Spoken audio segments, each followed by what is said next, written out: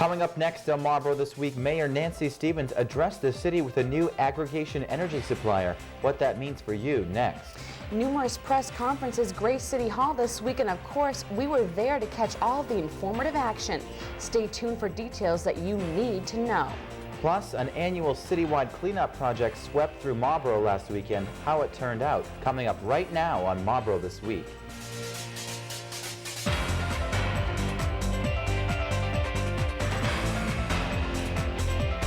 Welcome to Marlborough This Week. I'm Kristen Doucet.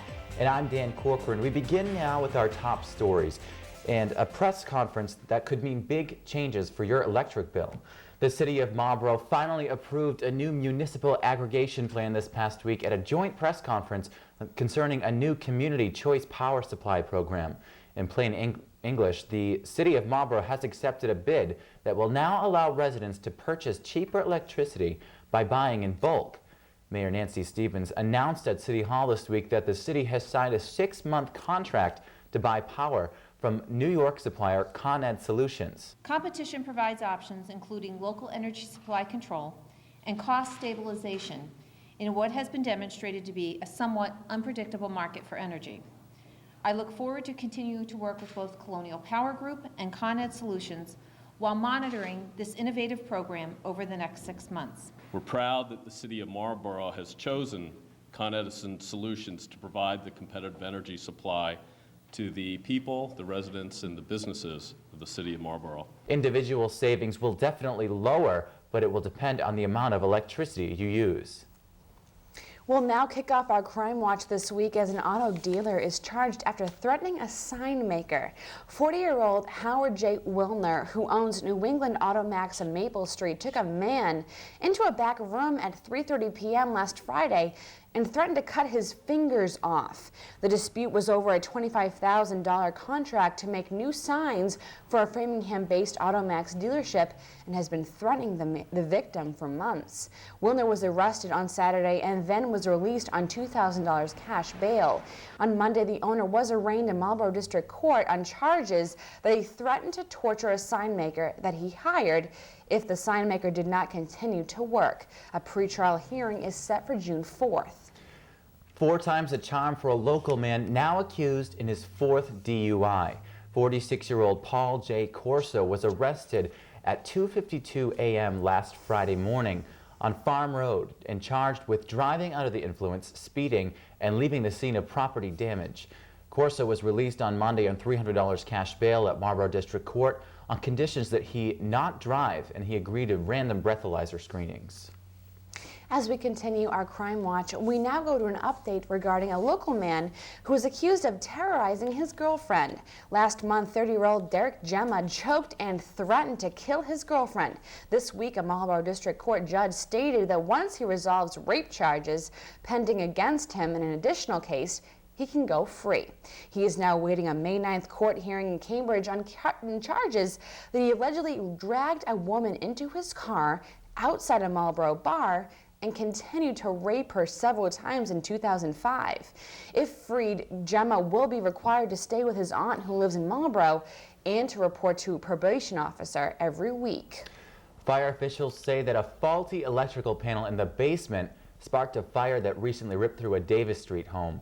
At about 3 p.m. on Thursday, a neighbor spotted smoke at the home of 34 Davis Street and immediately called 911. The home's owner, William Rigney, was not home at the time. Investigators have not calculated the cash value of the loss, but unfortunately, the damage done is quite excessive due to the fire burning inside the walls. No injuries were reported. With Democrats in control on Capitol Hill, it will now be hopefully easier to acquire additional federal dollars for local sewer plants. In efforts to help Marlborough, Sewer Overflow Control Grants, which is a newly reauthorized federal grant program, will also be aiding the city with their endeavors. Currently, the city of Marlborough requires 2 sewage treatment plants, and if help is not attained soon, residents could see their water bills double. Mayor Nancy Stevens commented that without more sewer capacity, the city of Marlborough cannot allow new developments. Work is scheduled to begin in October 2008, where building for a new West Side treatment plant will take place. And in case you missed it, at the City Council meeting last week, expectations were not fulfilled as no vote was taken on the proposed sex offender registry ordinance. As a result, a final vote is now expected on May 21st, and the ordinance is said to be in effect beginning in June. Marlborough's revised ordinance goes further than most communities statewide, specifically with arresting powers. The new proposal will change the areas where Level 2 and Level 3 sex offenders can live and work. Offenders would be banned from anywhere near what local leaders are calling safety zones, and that would bar them from living and visiting areas where children, elderly, and those who are mentally challenged gather. More discussions concerning the ordinance will take place at the next City Council meeting on Monday, May 7th. On Thursday, Mayor Nancy Stevens proposed $116.5 million in city spending for the 2008 fiscal year budget submitted to city councilors yesterday. The fiscal 2008 budget will take into effect on July 1st, which adds a 4.5% increase to the budget which is currently in effect. Here's a breakdown of the mayor's proposal. $62.8 million is going towards school funding, $6 million is going for police, $5.9 million is for fire, and $4.8 million is for public works. A public hearing on the budget is scheduled for May 21st at the City Council meeting. And if you'd like to see a copy of the mayor's 197-page fiscal 2008 budget for yourself, it is available to download on the city's website at www.marlborough-ma.gov. As you already know, the city has designs on the table for a new Special Olympics facility, which if built will be named for Kicks 2. Committee members have expressed concerns about the facility's proposed hours of operation and concerns of traffic in the area. In addition, the possibility remains that another developer stealing the property at any time last minute. If another developer does take possession on this land, it unfortunately could mean the end of 4 Kicks 2. The month of May equals a Mental Health Month in Marlborough, and on Thursday, Mayor Nancy Stevens, along with David Lamore, a consumer advocate of the Mass Department of Mental Health, came together to inform you about this great ongoing initiative. I, Nancy E. Stevens, do proclaim the month of May 2007 as Mental Health Month in the City of Marlborough and call upon all citizens, government agencies, public and private institutions, businesses and schools to recommit to this vision of community mental health care through education, volunteerism, and understanding. We appreciate your ongoing support and understanding of the importance of mental health services. We have exciting new services being developed every year. The City of Marlborough has always been one of our main supporters in trying to develop community services. On Wednesday, Mayor Nancy Stevens announced that the City of Marlborough will be partnering up once again with the United Way. I ask that you generously consider a donation to the United Way of Tri-County so that these resources can be applied where most needed within our community. Program Coordinator Matt Labar spoke at Memorial Hall on Wednesday in hopes of informing Marlborough residents on how easy it is to donate.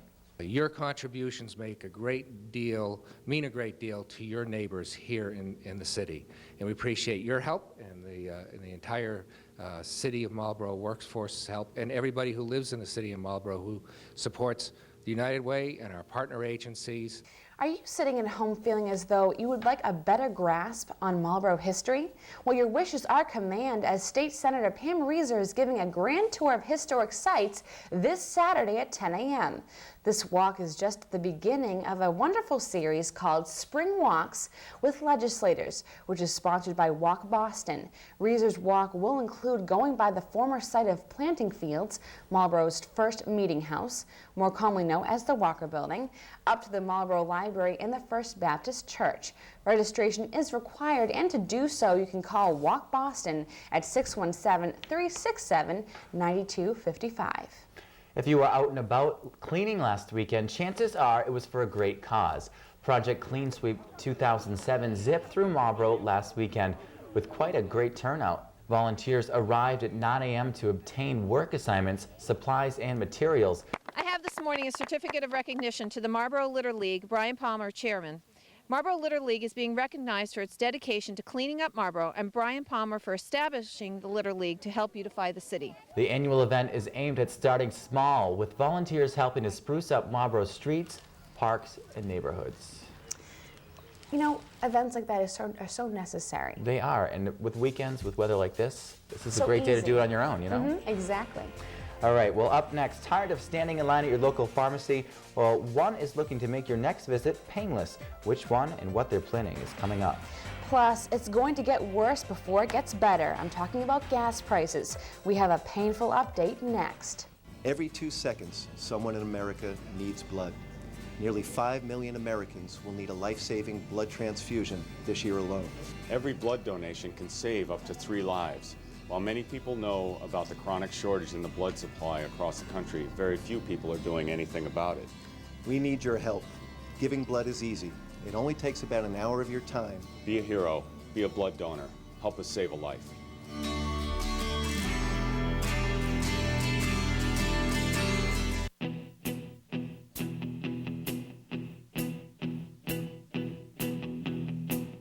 When I wake up, well, I know I'm gonna be the man who wakes up next to you. When I go out, yeah, I know I'm gonna be the man who goes along with you. If I get drunk, well, I know I'm gonna be the man who gets drunk next to you. President Bush vetoed a $124 billion measure yesterday that would have funded overseas military operations, but required him to begin with withdrawing U.S. troops from Iraq by October 1st. Bush carried through on his veto threat just after the legislation arrived at the White House, calling the timetable a prescription for chaos and confusion that would undercut generals. Bush states that setting a deadline for withdrawal is setting a date for failure. Democratic congressional leaders call the veto willful defiance of the American people, and House Speaker Nancy Pelosi states that Congress is not going to help the president out. Bush plans to host congressional leaders from both parties at the White House. It was a White House showdown where some conservative credentials were on display as the Reagan Library hosted 10 presidential candidates this week. The first debate for the 2008 election kicked off on Thursday night with the Republicans. With 8 months to go, it was a chance for candidates to break out of the pack. The candidates opened up about the war in Iraq, terrorism, abortion, and immigration. The 10 Republicans will debate once again next month in South Carolina. Continuing now on Marlborough this week, the recent April nor'easter caused major wreckage through rainfall and flooding, which now equals to $10 million in damages. Harm has been done to bridges, roads, and seawalls, and has sparked Governor Deval Patrick's assistance in the matter.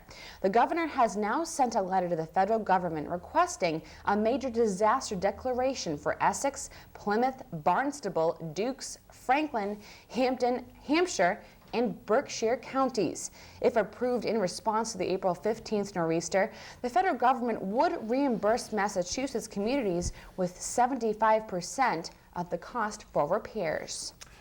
The month of May equals peace in the hub this month. On Tuesday, Boston police officers came together with religious leaders, elected officials, and community groups in efforts to initiate a peace movement within the streets of Boston. 19 homicides in 2007 alone have sparked this special month. 20 peace events have been scheduled in the month of May alone. Even the private patrol group, the Guardian Angels, are here to aid in this special movement. This past Tuesday, May 1st, about 500 people gathered on Boston Common to show their support for national immigration reform. There are approximately 12 million illegal immigrants in this country. Outrage over the highly publicized raid in the New Bedford this past March sparked many of the demonstrators to participate this year. According to federal government statistics, over 200,000 legal immigrants were removed from the U.S. last year. President Bush recently proposed granting a 3-year work visa for illegal immigrants at a cost of $3,500. The visas would also require immigrants to return to their country to apply for U.S. citizenship and pay a $10,000 fine. The proposal was not well received by either side of the debate. The pet food scare, as well as earlier discoveries of E. coli in spinach and salmonella in peanut butter, has led to some major concerns about the safety of the nation's food supply. Democratic lawmakers introduced legislation this past week that would give the FDA the power to order mandatory recalls of adulterated food products. In addition, legislation for establishing fines for companies that don't report contaminated products quickly. 3 former commissioners testified on Capitol Hill on Tuesday that the agency needs more funds for inspectors and more regulatory authority over producers and suppliers. Lawmakers may be barking up the wrong tree as new debates are now being sparked over dogs in Massachusetts. On Thursday, a debate began over a series of new crackdowns regarding dogs and their owners. The question is, should pit bulls be banned altogether from the state? Supporters state that the ban is necessary in the fight to limit violent dog attacks. And opponents of the ban state that the owners are to blame, not the dog. Debates regarding the proposed requirements are set to kick off on May 14th. They are also hoping to take up other dog issues, such as tougher leash laws and making it mandatory to buckle up dogs when they're in the car. Some important recall information to bring you today. On Wednesday, store officials of Walmart stores stated that sets of baby bibs have been pulled from store shelves nationwide after the product tested positive for high levels of lead. The bibs were sold under the Baby Connection brand name and came in packs of 2 to 7 bibs with embroidered prints of Sesame Street characters. Some were sold as long ago as 2004. The public health experts consider elevated levels of lead in blood a significant health hazard for children. Sometimes waiting for a prescription can be more painful than the actual illness, but now your local pharmacy is trying to ease that pain. CVS stores are looking to open clinics in their Massachusetts stores and have asked health officials for approval. The Globe reports that they would offer fast and inexpensive care to patients, but public officials are trying to determine if they could operate safely for citizens. They are concerned major problems could arise if patients do not seek treatment from their regular physicians. Spring has sprung, and so have the gas prices. Plain pain has been the feeling, and there's just no other way to describe it. It's going to get even worse before it gets better as demand goes up in summer months. Gasoline prices have rose an average of 10 cents per gallon this past week, making a gallon of regular cost $2.86 here in the Bay State. It's been a long 12 weeks, which has led to gas prices rising 71 cents per gallon since early February. Well, $20 could snag you $20 million by July. Lotto lovers, get ready to plot down some major dough for the most expensive lottery ticket ever offered by the state of Massachusetts. The $20 tickets did go on sale this past Tuesday. The drawing also includes 10 prizes for the one-time only drawing that will take place this summer. The lottery has recently been under pressure to boost its revenues, which is then channeled back to the state. You have to act fast, as only 4 million tickets will be printed. They went on sale this past Tuesday on May 1st. What do you think? Want to go 10 and 10? Well, you got to play to win, so we got to try it. Yeah? Got to go for it. We'll Why not? split the 20 million? Yeah, we'll go in on the tickets together and we'll like split it. it. Okay. It works, right? Sounds good. All right, coming up next, someone from this anchor desk aimed to save 3 lives last week, and now it's your chance to do the same. Details next. Plus, skills are put to the test this past weekend at MIT University to some very clever and intelligent students who haven't even entered high school yet. That story coming up. Eurasian milfoil is just one of many invasive species that are threatening our nation's fisheries.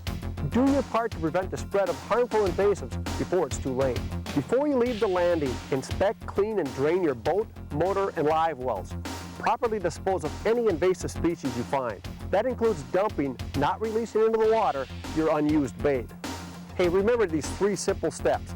Inspect, clean, and drain. Do your part to halt the spread of invasive species.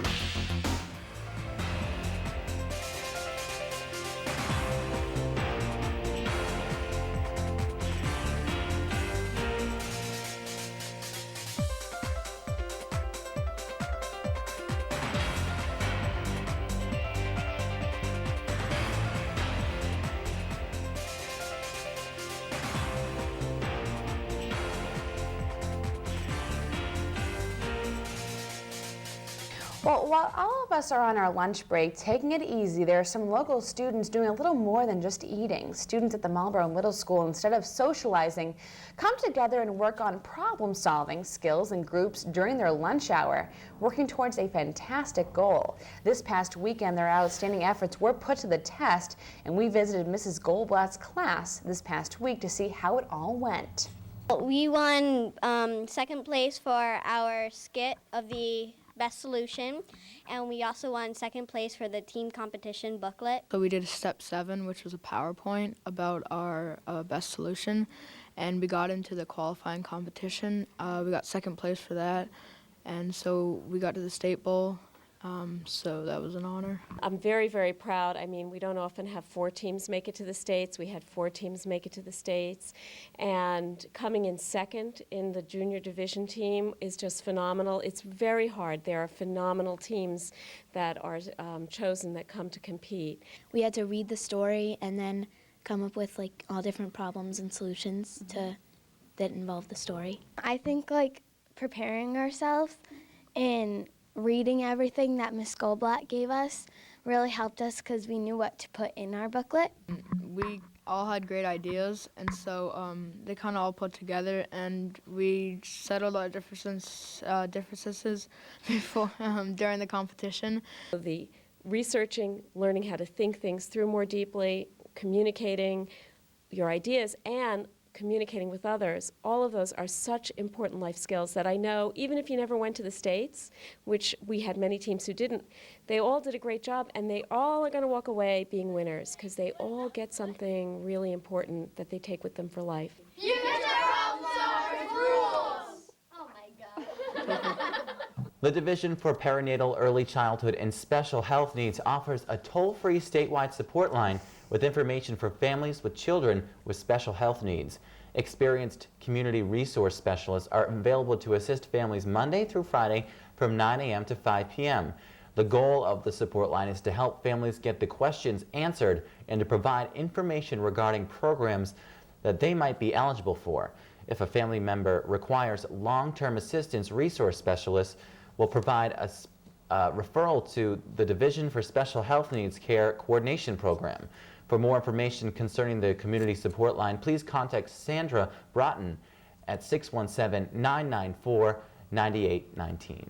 Well, on a lighter note, another program that continually offers programs for families is the Assabet Valley Area Family Network. This wonderful program is a nonprofit organization funded through the Community Partnership for Children, which provides free education and social programs for children and families. For parents, this means access to playgrounds and bilingual services, baby yoga, music programs, and many others. The Family Network extends its services to the Hudson areas and the boroughs. Continuing now with another amazing program coming to Marlborough residents this month. It's a creative theater workshop. The Comedy of Errors production is continuing its search for teenagers who would like to enroll in a creative theater workshop. This program offers classical theater training to any teenager that wishes to learn some quality theater skills. From May 15th to June 15th, students grades 6 to 12 will partake in rehearsals on Tuesdays, Wednesdays, and Thursdays from 3:30 to 6 p.m. at the Walker Building. For more information or for a registration form, feel free to visit this website, www.upwitharts.org, or you can call 978-562-1646.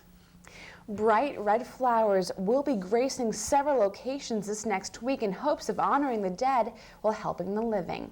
The annual Buddy Poppy Week is finally here, and it will be beginning on May 7th and ending on the 12th. On behalf of the Veterans of Foreign Wars, I'd like to say thank you for all the help you gave us support last year on our Buddy Poppy Drive. And also, I hope we have a better turnout this year for Buddy Poppy Drive. Kind of the weather we had last year was kind of bad. And I would thank you all again for your support. Thank you. These Buddy Poppies are assembled by disabled veterans, and the proceeds are used exclusively for the benefit of disabled and needy veterans. St. Mary's Church, the post office, the Walmart in Hudson, and downtown Marlborough at City Hall will all be offering these Buddy Poppies for residents, accepting all of your generous donations. The parking lot across from the old fire station on Main Street is about to do a lot more than just hold cars. The Garden Club is about to host a spring plant sale. Come and join the club on May 19th for some flower fun from 9 a.m. to noon, as plants grown by club members will be for sale and ready for you. Money received from the sale goes to scholarships, beautification projects for the city, and education efforts. For some more information, please visit the website at www.colonial-gardenclub.org. Well, the Marlborough Fire Department would like to formally invite you to their open house. Tour the firehouse and grill all the firefighters with your blazing questions. Festivities will begin on Saturday, May 19th from 10 a.m. to 2:30 p.m. Come join the firefighters for an informative but, of course, fun day. Pizza, ice cream, and refreshments will be served. And in case you don't know, it's located on 215 Maple Street on Route 85. It's so nice because I don't think people have a chance to ask firefighters questions. No, and to see where they work and what they work with every day, it's a great experience. It is. Well, now let's take a moment to go to the Buddy Dog Animal Shelter in Sudbury. That's where Gina has the animal up for adoption this week. Hey, Gina. Hi, it's Gina at the Buddy Dog Humane Society, and today I have with me Tabitha. She's a beautiful, very, very friendly little kitty who was actually left on our doorstep with a note saying that she needed some help. And she sure did, because it looks like our vet thinks she might have been injured by a fan belt. She had a lot of injuries all over her body, and sometimes cats like to go in engines to keep warm when the weather is cold. As you can see, she still has a little bit of a scar on her foot, but she's healing quite well, and she's ready to get spayed and find a new home where she won't have to go outside again. We think she's very young, and she seems to get along with other cats as well. So if you're interested in Tabitha, you can call us at the shelter, 978-443-6990. Thanks. Tabitha? Thank you, Gina. The Red Cross of Metro West is looking for your help as demand is up and donations are down at your local blood bank. Dan and I have been bringing you updates on blood drives around the area each month, and I finally bit the bullet and donated for the first time. Take a look. Here we are at Masonic Hall in Marlborough at one of your local blood drives. I've never donated blood before, and I thought I'd take this opportunity to let you know how easy it can be. When you arrive, you are greeted with reading information to inform you about donating blood. The actual blood donation typically takes less than 10 to 12 minutes. The entire process, from the time you arrive to the time you leave, takes about an hour. Donating blood is a safe process. A sterile needle is used only once for each donor and then discarded. Information you give to the American Red Cross during the donation process is strictly confidential. It may not be released without your permission except as directed by law. Once you donate for the first time, in the mail about a month later, you receive a card with your name and what kind of blood you have. That way, when you come to donate again, all you have to do, you just give it to the person in charge, and that way it's a much easier process to donate again. Now, don't think just because I went, you're off the hook. You have two chances right around the corner in May. The Marlborough Community Blood Drives will be held on May 9th and May 23rd at Masonic Hall from 1 to 7 p.m. Now, for more information or to make an appointment, please call 1-800-GIVE-LIFE. Well, hopefully some people will follow your lead and go out and donate as well. Well, that was the point, yeah. So I hope so. Well, I do too. You don't want to miss those blood drives or anything else that's happening around town. So here's a look at your community calendar.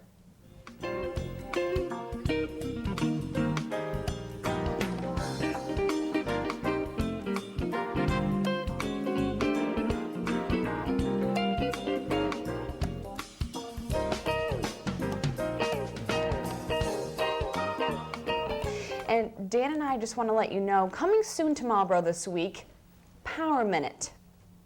What's Power That's Minute? all I'm going to say. You're not going to get any more information. Dan doesn't even know. It's my own thing, and you're going to have to wait to find out. You're going to have to watch Marlborough. Can we have a this clue? week. Can we have any? No, no clues. No hints? No, no hints. You're going to have to watch the show. So we'll wait and see, I guess. That's right. Okay, you have to tune in to see what that is. That's going to do it for this edition of Marlborough This Week. I'm Dan Corcoran. And I'm Kristen Doucet. Have a great week. Bye-bye.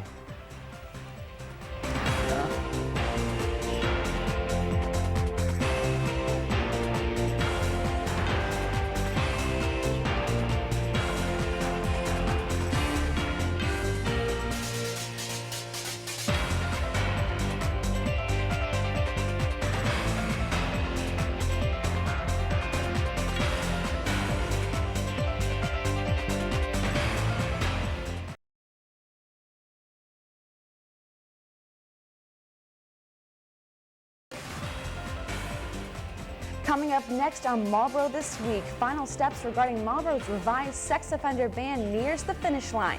We'll tell you when you can expect to hear the final say on the ordinance in just minutes. This past week, a special Portuguese food handler certification class was held right here in the Walker Building. How it affects you coming up.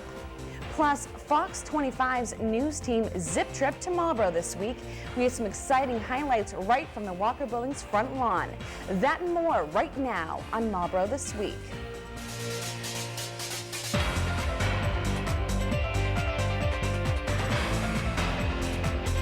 Hello and welcome to Marlborough This Week. I'm Kristen Doucet. Let's begin now with this week's top stories. It's a bird, it's a plane, it's a grenade. Yes, you heard it right, a grenade. That prompted an evacuation and a bomb squad investigation at the Homestead Studio Suites on Sunday afternoon. Marlborough police and fire departments responded quickly to a 911 call, which was made at 1:15 p.m. A maid in a guest room at the Homestead Studio Suites found a hand grenade in a drawer. According to Deputy Chief Ron Ayotte, she quickly brought the device to the front desk. Even though the explosive materials had been eliminated, precautions of evacuating the building and calling state investigators were still executed.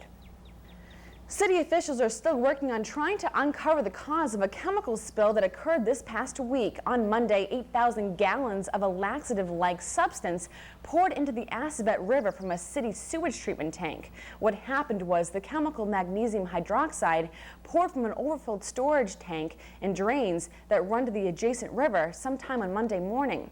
Officials comment that the substance resembles quite similar to milk of magnesia. A 3-hour search for a missing Richard Elementary School student was put to rest last Friday as she was simply found playing with a babysitter. Once realized missing, a search began for the 9-year-old, but was found safe and sound with an adult. Captain Paul Valiente comments that the student simply did not want to go to school that day, and the babysitter simply kept her with her. Had a note been left, the confusion may have been lessened. A language barrier complicated the situation as well. Well, now on to our crime watch this week, as a Marlborough man with an extensive record of drug convictions is finally behind bars. 36-year-old Raymond Vargas and Dana Vargas were each arraigned on Friday morning in Marlborough District Court. They are both being accused of dealing cocaine and prescription medications. The couple allegedly sells these drugs from their trailer located at 181 Boston Post Road East. This is the 7th time that Raymond Vargas has been charged with cocaine possession. Well, now to an update regarding the sex offender ban. A majority of the City Council voted in favor of dictating where sex offenders live and go in the city. A final vote is now expected on May 21st, and the ordinance is said to be in effect beginning in June. Marlborough's revised ordinance goes further than most communities statewide, specifically with arresting powers. The new proposal will change the areas where Level 2 and Level 3 sex offenders can live and work. Offenders would be banned from anywhere near what local leaders are calling safety zones. That would bar them from living and visiting within 1,000 feet within areas where children, elderly, and those who are mentally challenged gather. We will keep you updated as the councilors vote again on May 21st. Well, in case you missed it last week, electricity plan details for the city were revealed. The City of Marlborough finally approved a new municipal aggregation plan this past week at a joint press conference concerning a new community choice power supply program. In plain English, the City of Marlborough has accepted a bid that will now allow residents to purchase cheaper electricity by buying in bulk. Mayor Nancy Stevens announced at City Hall last week the city has signed a 6-month contract to buy power from New York supplier Con Ed Solutions. Competition provides options including local energy supply control and cost stabilization in what has been demonstrated to be a somewhat unpredictable market for energy. I look forward to continuing to work with both Colonial Power Group and Con Ed Solutions while monitoring this innovative program over the next 6 months. We're proud that the City of Marlborough has chosen Con Edison Solutions to provide the competitive energy supply to the people, the residents, and the businesses of the City of Marlborough. Individual savings will definitely be lower, but it will depend on the amount of electricity you use. Well, in case you missed it, at a press conference last week, Mayor Nancy Stevens proposed $116.5 million in city spending for the 2008 fiscal year in a budget submitted to city councilors. The fiscal 2008 budget will take into effect on July 1st, which adds a 4.5% increase to the budget which is currently in effect. Here's a breakdown of the mayor's proposal. $62.8 million is going towards school funding, $6 million is going for police, $5.9 million is for fire, and $4.8 million is for public works. The cost of health insurance is expected to rise 9.5% in fiscal year 2008. A public hearing on the budget is scheduled for May 21st at the City Council meeting. Now, if you'd like to see a copy of the mayor's 197-page fiscal 2008 budget for yourself, it is available to download on the city's website at www.marlborough-ma.gov. Now, I have some sad news to bring you today. Unfortunately, a proposed athletic complex facility has been officially kicked off the field. The city has had designs to build a new Special Olympics facility, which, if built, will be named 4 Kicks 2. Now, committee members expressed concerns in the past about the facility's proposed hours of operation and concerns of traffic in the area. Well, on Monday, committee chairwoman Patricia Pope and the ward councilor on the project joined 3 others in voting against the permit. Business hours and a conservation easement over a back portion of the land were among the controversial issues. The Forest Street proposal was 4 Kicks 2, second try at building in Marlborough. The Marlborough School Committee announced its final budget of $52.8 million for the next fiscal year at the recent school committee meeting on April 25th. The request from the city is up 4.99% from this year's budget. At a public hearing held on April 26th, Superintendent Barbara McGann outlined several changes that included introducing an interdisciplinary approach in classrooms and upgrading teaching methods that allow teachers to teach with high-tech tools such as a smartboard. Such programs help Marlborough compete with smaller surrounding towns that post higher on the MCAS tests.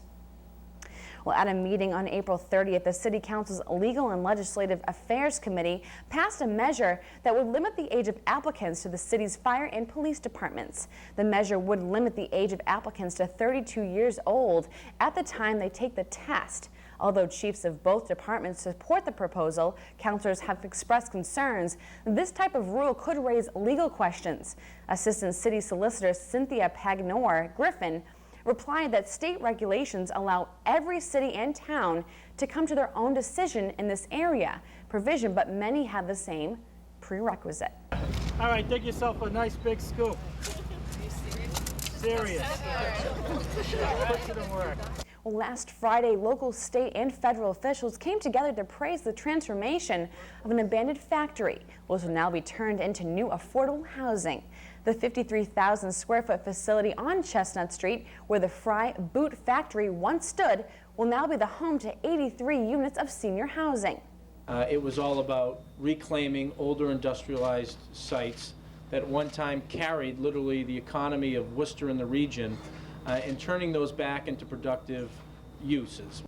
Workers have now begun to pour the first foundations of the proposed Christopher Heights senior housing development, and the total estimated cost of the project is $11 million, with expected opening in spring 2008.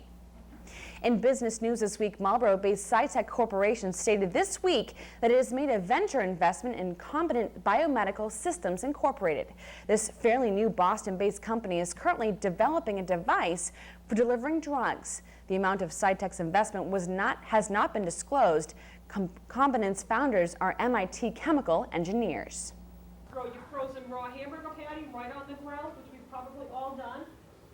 Welcome to Serve Safe 101. The only way to ensure a safe dining experience for the public is through training. While most of Marlborough's restaurants have Brazilian head chefs, and having untrained food workers in restaurants and in hotels affects everyone, and it desperately needs to be addressed.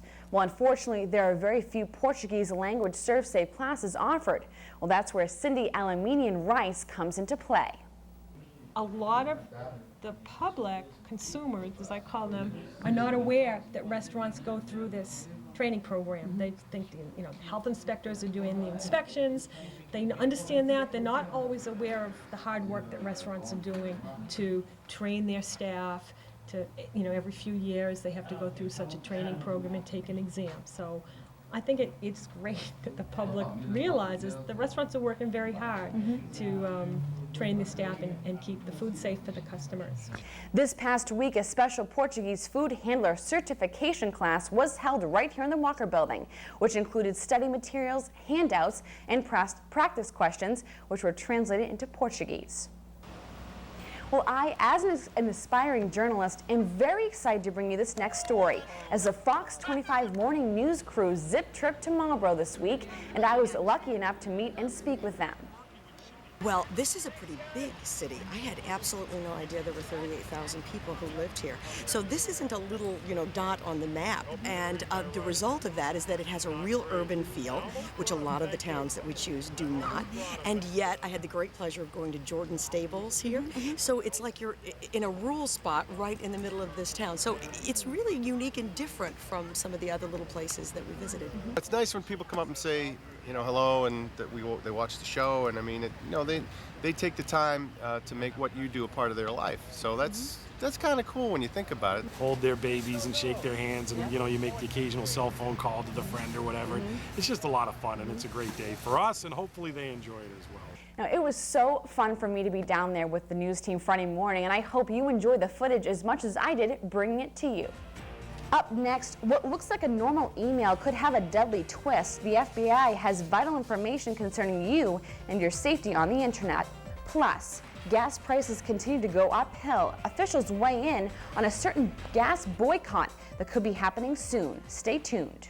Every 2 seconds, someone in America needs blood. Nearly 5 million Americans will need a life-saving blood transfusion this year alone.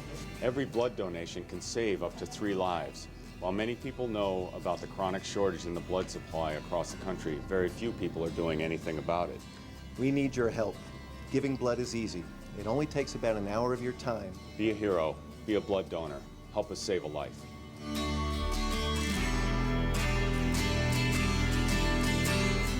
Looks were too sad, so I tried a little Freddy. I've done it into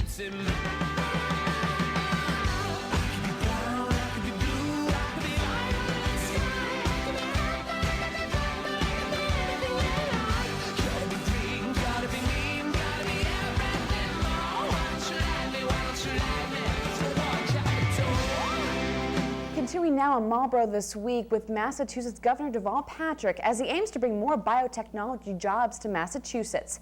On Tuesday, Governor Deval Patrick proposed that Massachusetts make a $1 billion investment in the industry to challenge California as a hub of stem cell research. Patrick commented that his proposal is a 10-year initiative where money would be spent on research grants to scientists to improve college facilities that both public and private researchers would utilize. Patrick stated he would have the bulk of the investment begin in July 2008. Well, the FBI is out with a warning about an internet scam with a frightening twist, as specific emails now include a hitman threat. Playing on your fears, the sender threatens to send a hitman after you to kill you if you don't pay up. A Boston man has already been affected. Now, the FBI tells you if you do receive an email like this, do not reply, which will only worsen the situation. Contact the FBI immediately and report the problem. Lawmakers set the stage for yet another showdown over gay marriage over the past week. Massachusetts lawmakers are expected to again delay a vote on whether to put the gay marriage question to voters. On Wednesday, legislators convened the state's constitutional convention, and on the agenda was, should there be an amendment banning gay marriage in Massachusetts? It is said to be postponed until after lawmakers are finished with the state budget. Now, if the amendment passes, it would be on the November 2008 ballot.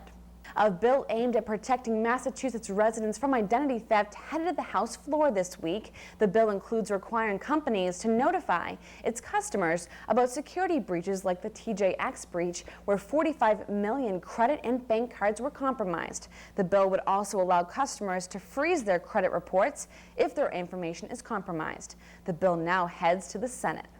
Massachusetts mothers are asking legislators this week to pass breastfeeding protection laws. Women who have nursed in public recently have been charged with indecent exposure, and in turn, a group of local activists and mothers took their fight to nurse right to Beacon Hill. The legislature is considering 5 proposals to guarantee women's rights to breastfeed in public. In addition, the proposals would also provide tax dollars through the Department of Public Health that would pay for a public information campaign. Now, Massachusetts is one of only 4 states that does not have laws allowing nursing in public. We now go to an important new recall. After at least 160 infants were injured after falling from their car seat in result of a faulty handle, the company Evenflow recalled about 450,000 Embrace car seat carriers. Injuries range from scrapes and bruises to concussions and a skull fracture.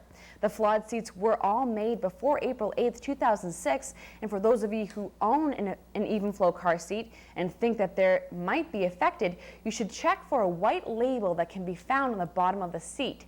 They were generally bought between December 2004 and September 2004. Contact Evenflow at 1-800-490-7497 between 8 and 5 to receive a free repair kit that supposedly will strengthen the handle latch.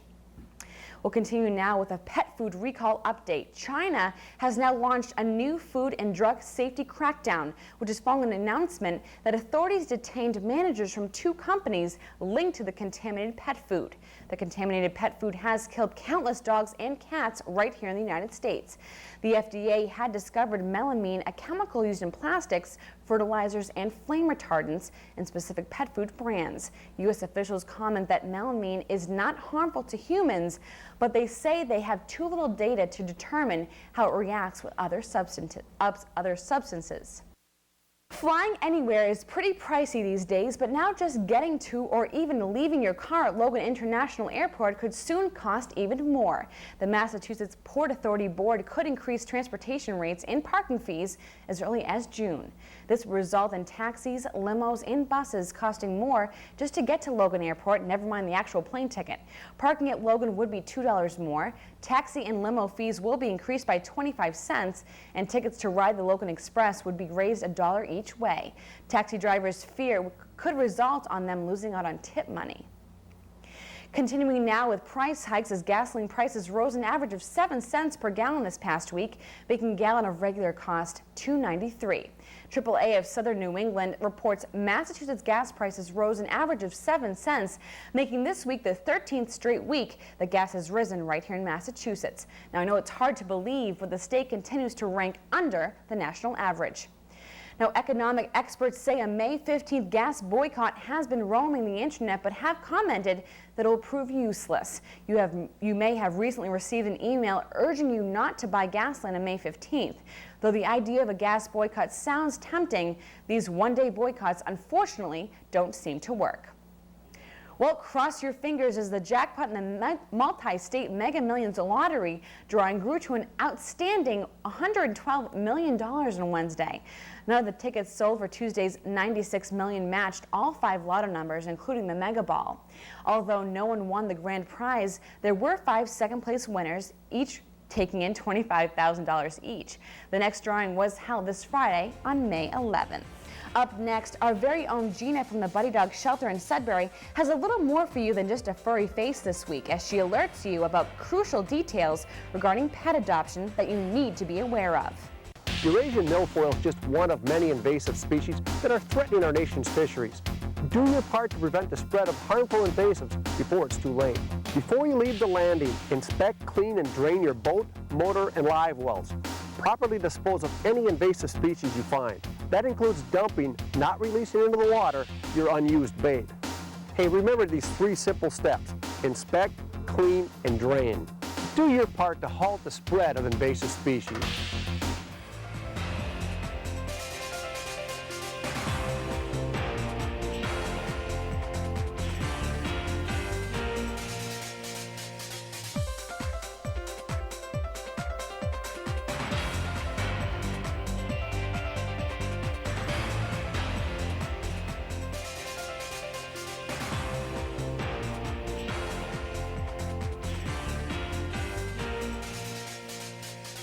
Well, get ready to slap down some dough for the Boys and Girls Club as they kick off a cookie dough sale. The Girl Scouts have nothing on them as they are offering Grandma Corby's homemade cookie dough, pizza dough, and other items. All the funds raised will go towards the tuition of the Teen Adventures Summer Camp. Members of the Metro West clubs will be selling these yummy items until May 18th. And for more information on how you can get your hands on some, call Brent DeBraga at the Teen Center at 508-485-4912. Well, speaking of great things to do for a great cause, the Assabet Valley Regional Technical High School Booster Club will be holding its 13th annual Aztec Open Golf Tournament on Saturday, June 9th in Oxford, Mass. Entry fee is $100 and it includes 18 holes of golf with a cart, dinner, prizes, and a raffle. The first 144 paid golfers will be scheduled to play. All the funds will benefit the sports program at Assabet, funding annual award scholarships and the summer sports program. For more information, please feel free to contact Athletic Director Terry Riley at 508-485-9430, extension 412. Well, we just want to remind you that the Marlborough Fire Department would like to formally invite you to their open house. As the weather heats up, bring your family to tour the firehouse and grill all the firefighters with your blazing questions. Festivities will begin on Saturday, May 19th from 10 a.m. to 2:30 p.m. Come join the firefighters for an informative but of course delightful day, which will include pizza, ice cream, and refreshments. And in case you don't know, the fire station is located on 215 Maple Street on Route 85. Now let's take a brief moment and go to Gina at the Buddy Dog Shelter in Sudbury and get our Animal of the Week. Hey, Gina. Hi, this is Gina. I'm here at the Buddy Dog Humane Society, and today we have Amalia, and whoop, she's going to catch a bee. And she is a very sweet but very, very shy dog from Puerto Rico who's going to need someone with a lot of patience in a real quiet home. She loves other dogs. In fact, she's more comfortable at this point with other dogs than she is with people. Probably would not be a good children's pet, but is going to be a very loving family pet for a quiet home once she settles in. She's about a year old, and she's a spayed female. She's up to date on all her vaccinations, and if you're interested in her, you can call us at the shelter. The number is 978-443-6990. Well, I spent a little extra time with Gina this week at the Buddy Dog Shelter. Now, each week Gina brings us an available dog or cat up for adoption to the residents of Marlborough. But how do you know the pet you are adopting is safe? Well, I spoke with her about her thoughts on adoption and the Buddy Dog Shelter. It's really important when you're adopting a dog that's going to be a part of your family that you know everything there is to know about that dog, or any information that is available, that you can meet this dog before you adopt it, that it's coming through the proper channels, that the groups that you're working with are approved by the state of Massachusetts. What you really want to do is go to a physical shelter like Buddy Dog and meet these dogs and make sure that they're a mesh with your family, that you have options if it's not working out. If you get a dog from Buddy Dog, you can come here and visit our behaviorist free of charge. You meet the dog. If you have other pets, they meet the dog. The children meet the dog, and you know that this dog is going to stand a good chance of being the right one for you. Now, as Gina explains, Buddy Dog Humane Society in Sudbury is a safe place for you to come, and she encourages everyone to come and visit. Well, I have been bringing you updates on your local blood drives around the area each month due to the importance of giving blood. To be a good example for all of you at home, I finally gave in and donated blood for the first time to show you at home how easy and how painless it can be. Here we are at Masonic Hall in Marlborough at one of your local blood drives. I've never donated blood before, and I thought I'd take this opportunity to let you know how easy it can be. When you arrive, you are greeted with reading information to inform you about donating blood. The actual blood donation typically takes less than 10 to 12 minutes. The entire process, from the time you arrive to the time you leave, takes about an hour. Donating blood is a safe process. A sterile needle is used only once for each donor and then discarded. Information you give to the American Red Cross during the donation process is strictly confidential and may not be released without your permission except as directed by law. Once you donate for the first time, in the mail about a month later, you'll receive a card with your name and what kind of blood you have. That way, when you come to donate again, all you have to do, you just give it to the person in charge, and that way it's a much easier process to donate again. Now, if you're sitting at home thinking, I want to donate too, which you all should be, another chance is right around the corner this month. The next Marlborough Community Blood Drive will be held on May 23rd at Masonic Hall from 1 to 7 p.m. And for more information or to make an appointment, please call 1-800-GIVE-LIFE. Just to quickly inform you, the City of Marlborough Cemetery Division will be conducting a cleanup of all city cemeteries in preparation of Memorial Day. Now, all flowers, decorations, and other ornamentation are to be completely removed by you by Tuesday, May 22nd, 2007. Now, all the items that are left behind will be removed by the cemetery department. Please note that flowers and remembrances in light of Memorial Day can be replaced in the cemetery on Friday, May 25th. Well, let's now take a look at your community calendar to make sure you don't miss anything that goes on around town. Take a look.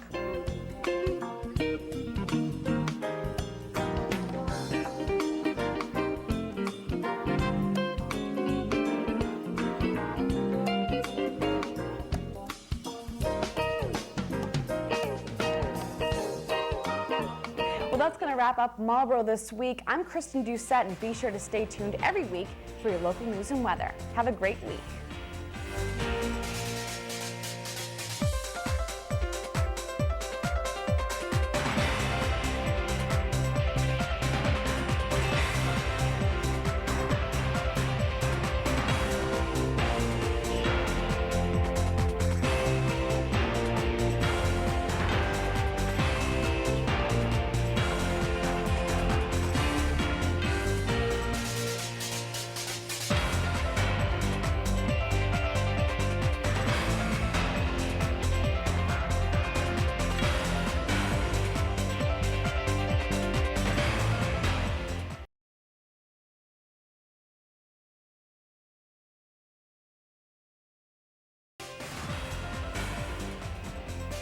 Coming up next on Marlborough This Week, Mayor Nancy Stevens announces that she is seeking re-election in the fall.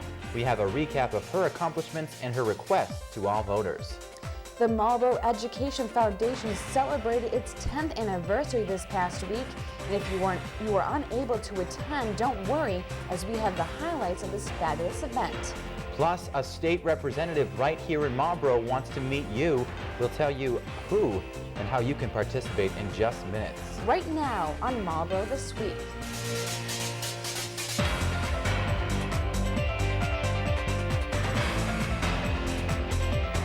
Hello and welcome to Marlborough This Week. I'm Kristen Doucet. And I'm Dan Corcoran. A local man is dead, struck and killed by an 18-wheeler on Interstate 495 yesterday. The 38-year-old Northborough man was killed after he reportedly stepped out of his car right into a tractor trailer. It happened at 2 p.m. on Thursday afternoon. Middlesex District Attorney Gerard Leone called it an apparent suicide. The accident occurred just near exit 25B, south of the junction with Route 62. When emergency crews arrived, the man was pronounced dead. The driver of that tractor trailer was not injured. State police say that the situation is currently under further investigation. And on to our crime watch this week, as a local nursing home employee is caught stealing pain medications right from the home's tenants. 38-year-old Kimberly Cardetti was arrested Monday after she allegedly helped herself to the medication cart on the same day that the Marlborough Hills nursing home reported the drugs missing. 87 pills of Vicodin, 26 pills of oxycodone, 88 pills of Percocet, and 42 pills of Oxycontin were found in her car. They also uncovered 6 patches of Duragesic and 25 milliliters of Roxanol. Cardetti was charged with larceny of a controlled substance, 5 counts of Class B drug possession with intent to distribute, and 1 count of Class C drug possession with intent to distribute. Court officials state that Cardetti was arraigned in Marlborough District Court this past week. A majority of the City Council voted in favor of dictating where sex offenders live and go in the city last Monday. Marlborough's revised ordinance goes further than most communities statewide, specifically with arresting powers. At the meeting, the matter was approved 6-5. Because there was an objection to the passage in one evening, the ordinance will be voted on one more time on May 21st, and we'll keep you updated as this happens. We go now to an update on the 4 Kicks 2 soccer facility. For the past few weeks, we've been reporting on the status of 4 Kicks 2, and we've called it a Special Olympics facility.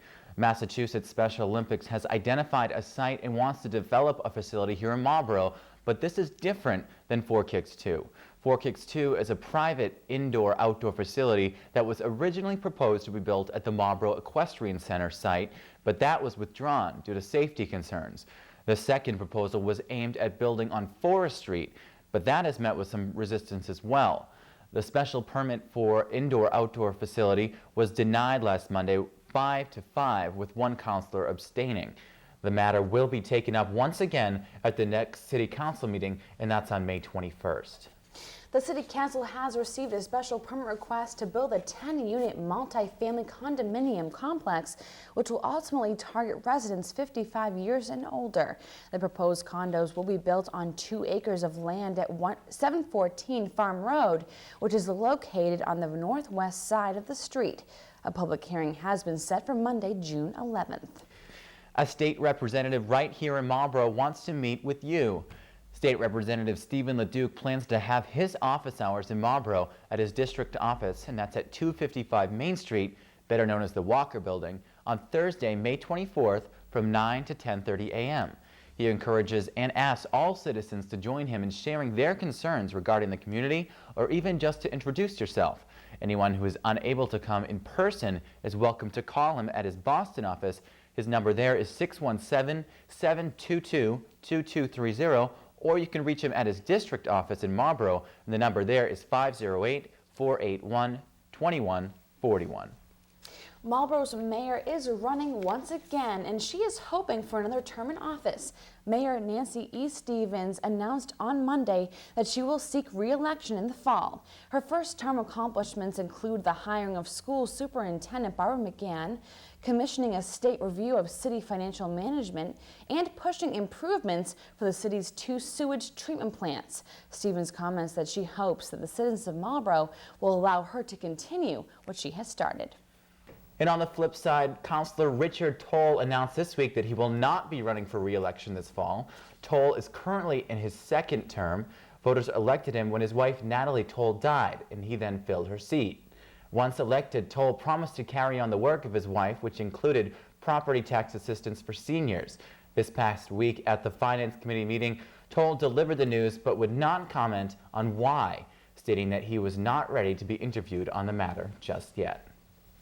Mayor Nancy Stevens has now nominated 3 city employees for appointment or reappointment as municipal heads this past week. The mayor has asked that the appointment of Diane Smith as city auditor be confirmed. In addition, the mayor is seeking reappointment of E. Susan Ellis as personal director.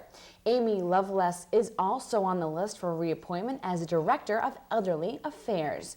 All requests were referred to the council's personnel committee. The current Assistant City Clerk, Lisa M. Thomas, has now been officially nominated to be the new City Clerk in the City of Marlborough. City Council President Arthur Vigent states that he recommended Thomas due to her 20 years of experience in municipal government. If the city approves this, Thomas will replace Claire Lucier, who has served in the office since former clerk Joanne Reynolds retired just last year. An interview is scheduled for May 21st at 7 p.m.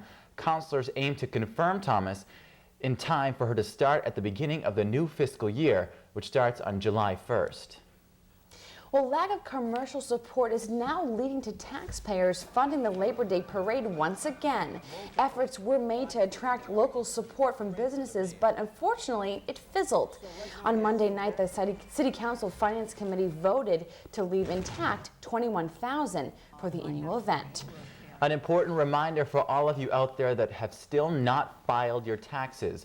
We do have some good news, though, as Mayor Nancy Stevens announced the deadline is now June 1st to pay up, or you could risk foreclosure proceedings by the city. The mayor announced the deadline last month. Mayor Nancy Stevens stated to the City Council that $380,000 in back taxes have been collected.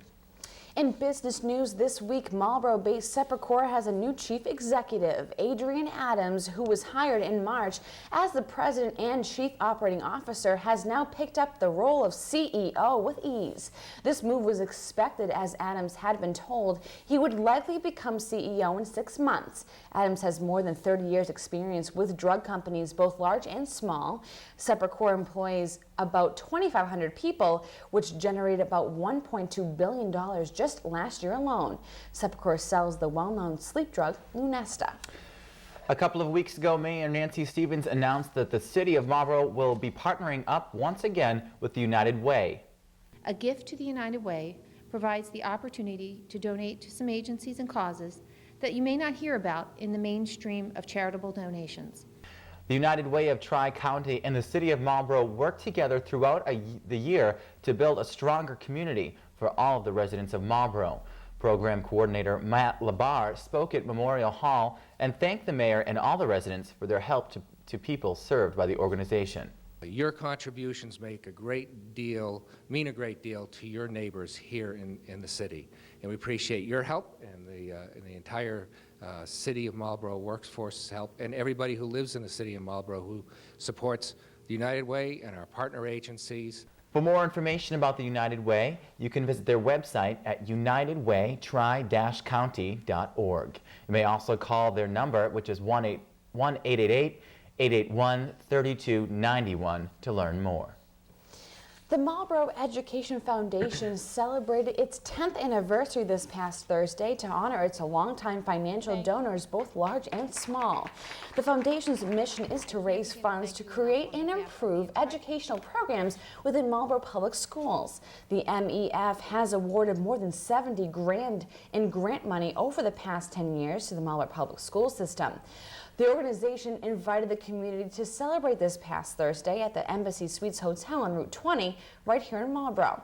State Representative Stephen LeDuc and Mayor Nancy Stevens joined students and teachers in viewing a showcase of projects and educational tools that the MEF has sponsored. Certainly a nice organization, always doing good stuff for the city. And it's nice to see and celebrate it and have a great time. Definitely. Well, up next, Governor Deval Patrick signed a long-awaited piece of legislation this past week at the State House. What it means for you in just minutes. Plus, the results are in, and we have frustrated drivers to thank this week as Boston ranks pretty high on a certain survey. Stay tuned. Every 2 seconds, someone in America needs blood. Nearly 5 million Americans will need a life-saving blood transfusion this year alone. Every blood donation can save up to 3 lives. While many people know about the chronic shortage in the blood supply across the country, very few people are doing anything about it. We need your help. Giving blood is easy. It only takes about an hour of your time. Be a hero. Be a blood donor. Help us save a life.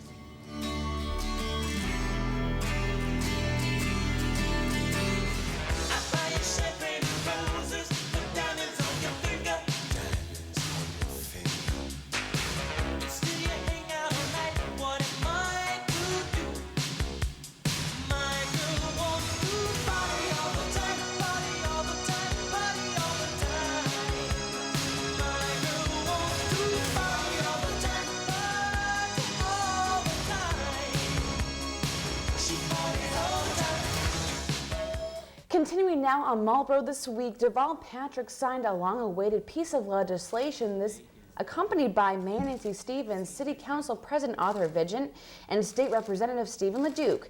The bill that Governor Patrick signed is called Marlborough 2010. The name Marlborough 2010 refers to the organization's determination to put the city on improved grounds. The bill has been in effect since 2006 as a nonprofit which accepts city funds as well as to tax-free loans. There are a lot of plans for Marlborough 2010, but the revitalization of Route 85 is right at the top of the list. As the Big Dig price tag inches up the ladder, the Deval Patrick administration has now offered to cover $210 million to additional costs that are now needed to complete the project. The Big Dig is now costing an estimated $14 billion, which is up from its original price tag of about $2.6 billion. Now, as the state bails out the project, they're expecting greater control in exchange. The agreement does, however, require the Turnpike Authority to return the $210 million by the year 2011, using funds from insurance, real estate transactions, and even toll payer money. The project has been unfortunately haunted by delays, leaks, falling debris, cost overruns, and most importantly, last year's fatal ceiling collapse that killed a woman from Boston. The second debate amongst the Republican hopefuls kicked off this week, where abortion, guns, and taxes were highlighted. It all kicked off at the University of South Carolina's Cougar Center for the Arts. And to recap the debate, here we go. Former New York Mayor Rudy Giuliani repeated his views on that abortion should be legal, while stating that he believes efforts to reduce abortions should also take effect. Former Governor Mitt Romney stated that he signed legislation into law that banned assault weapons. And finally, Arizona Senator John McCain stated that he would make sure that President Bush's tax cuts are made permanent. Automaker giant Daimler Chrysler has now sold Chrysler to Cerberus Capital Management. This will mark the first time in decades that any of the big three auto dealers will be privately held. Chrysler became a likely target for buyout firms due to its poor performance. In February, Chrysler announced it would be cutting 13,000 jobs, and industry analysts believe the likelihood that Cerberus would cut more jobs is low. In addition to the news of the sale, Daimler Chrysler announces that it is recalling its 2005 Dodge Caravan and Chrysler Town & Country minivans. The problem seems to be a faulty airbag. This recall involves more than 400,000 vehicles sold or registered in the states that use large amounts of road salt, and Massachusetts is one of those states. The State Division of Insurance has cut workmen's compensation insurance rates by an average of about 17%. Announced on Tuesday, the new rates will begin on September 1st, which is a result of an agreement between the Division of Insurance, the Worker Compensation Rating, the Inspection Bureau, and the Attorney General Office. Worker compensation provides health care and lost wages for employees who have been hurt on the job or who have suffered job-related illnesses. These new rates are said to lead to an estimated $170 million in savings for the state of Massachusetts businesses. The last rate reduction, which was in 2005, averaged 3%. Well, if you're heading to your local pharmacy, be prepared to have more than cash in your pocket to purchase a cough remedy. Due to potential drug abuse, 18 and unders will have to show some ID to purchase cough medications, which will be kicking off this Sunday. Studies show that teens' usage of cough syrup and other medications containing DXM to get high or to go robo-tripping is rapidly increasing. In a 2005 survey of the Partnership for a Drug-Free America found that 10% of teens admit to using cough syrup to get high, among other drugs such as ecstasy, crack, and cocaine. Anyone who is under the age of 18 will not be sold the products, hands down. The decision whether an individual is carded or not is strictly the clerk's call because it is not a state law. Well, it's going to cost you a few more cents more to mail a letter than it did on Friday. On Monday, the price of mailing a first-class letter went up 2 cents. The first-class rate rose from 39 cents to 41 cents for the first ounce. People sending heavier letters, such as an invitation, will see a reduction in the price. That's because each additional ounce will cost just 17 cents, down from 24 cents. The first new Forever stamps are selling for 41 cents each, and they will not have a price printed on them. When the price of a stamp does go up, the Forever stamps that have already been purchased will remain valid, but anyone buying stamps at that point would have to pay the new higher price. Postage rates last went up in January 2006. Well, the results are in, and Boston is one of the worst cities in America for road rage. In a report by Automotive, Boston ranks 3rd among major cities for road rage and overall rudeness. 2,500 commuters were quizzed in 25 major metropolitan communities for this survey. For the second straight year in a row, Miami took the first place as a city with the worst road rage. New York came in second after Boston. Los Angeles and Washington, D.C. rounded out the top 5. Now, if you're looking for the most courteous drivers, head to the Northeast. Portland, Oregon, and the Seattle, Tacoma, Washington areas ranked in the top 3. Prices at the pump here in the Bay State are driving towards and may even speed on past $3 a gallon in the very near future. AAA of Southern New England and the Oil Price Information Service say that the retail price of gas has hit a record national average, which is now $3.08. Prices are already above $4 a gallon in some parts of the U.S. Gas prices have risen more than 90 cents a gallon since January. Gas price analysts are stating that high prices are due to the reduced refinery operations having lower than usual gas inventories. So you want to stand by because these high prices look like they're set to stay, which is just horrible. I can't believe how high they are right now. And apparently, I heard twice this summer that we're going to see some big jumps in it too. I coming up ahead. can't wait, apparently. So it's not your average suburban girl as the search for her birth parents leads to royalty. Marlborough Middle School students get to the bottom of the story next. Eurasian milfoil is just one of many invasive species that are threatening our nation's fisheries. Do your part to prevent the spread of harmful invasives before it's too late. Before you leave the landing, inspect, clean, and drain your boat, motor, and live wells. Properly dispose of any invasive species you find. That includes dumping, not releasing into the water, your unused bait. Hey, remember these 3 simple steps. Inspect, clean, and drain. Do your part to halt the spread of invasive species.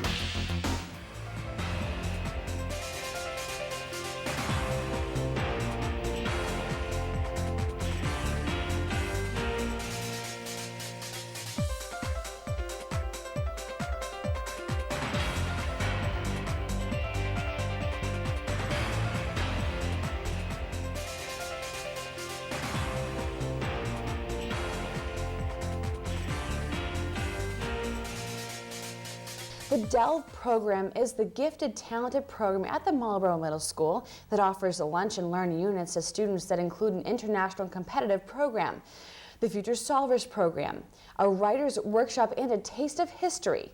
Additionally, the program offers the chance to participate in selecting and editing the yearly literary magazine called Razzmatazz.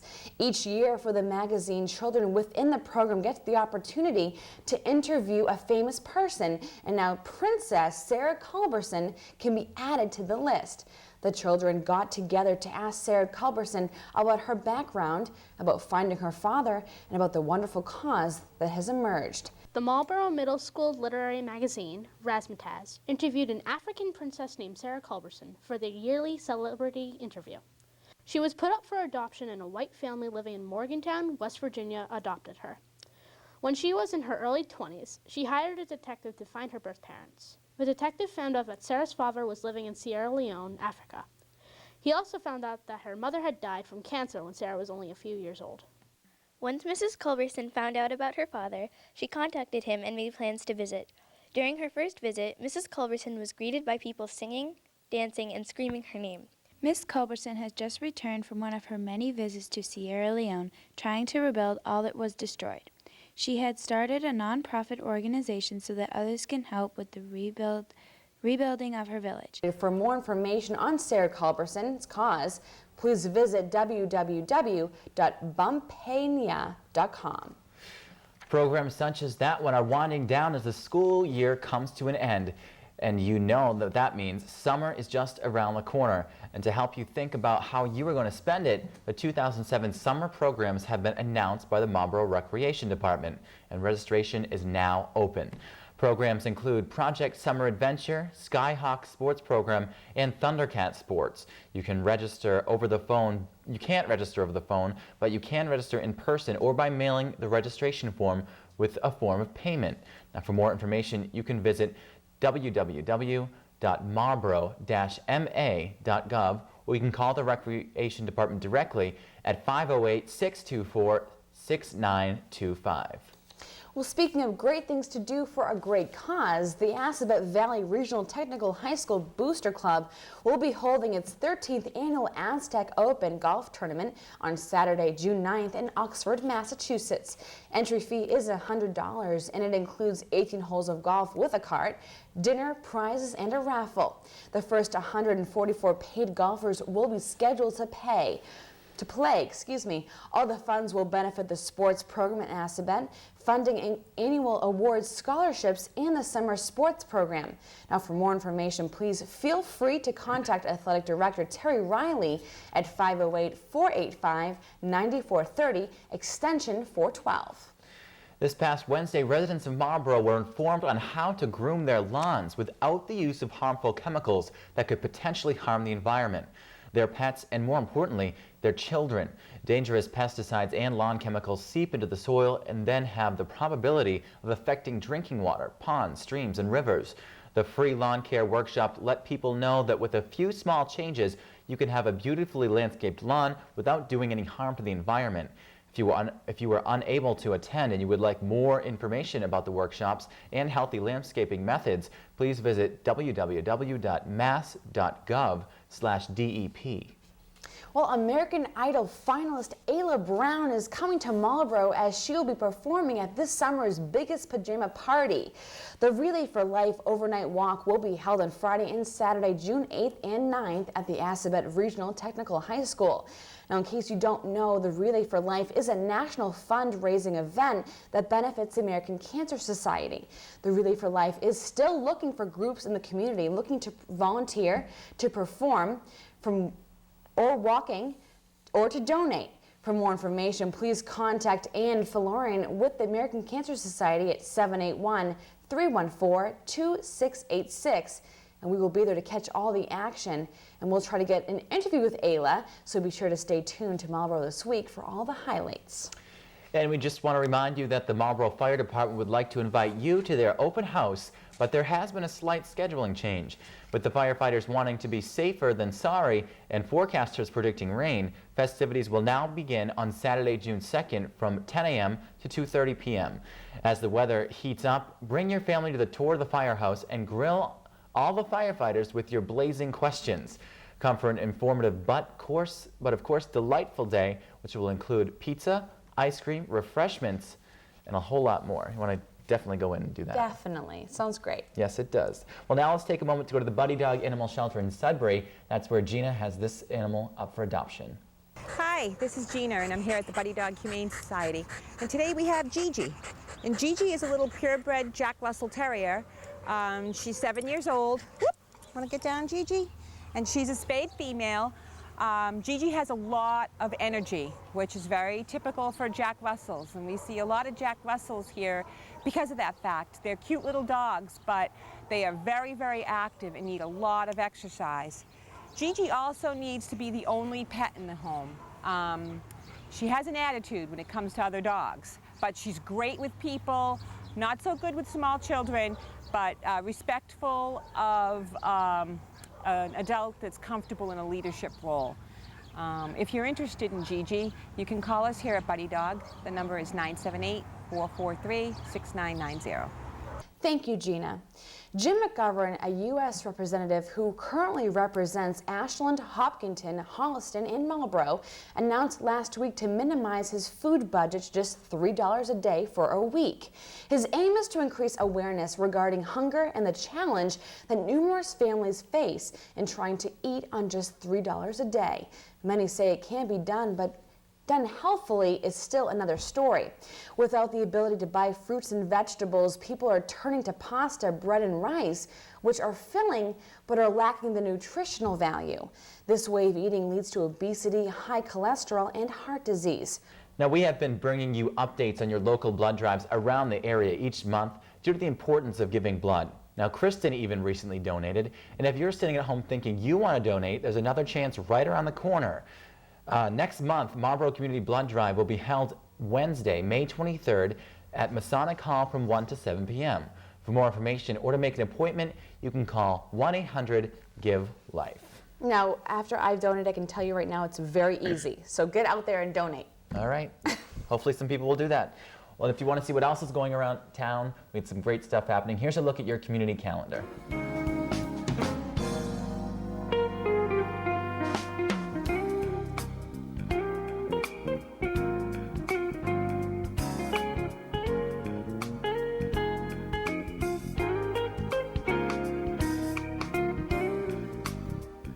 And that's going to do it for this edition of Marlborough This Week. I'm Dan Corcoran. And I'm Kristen Doucet. Have a great week. Bye-bye.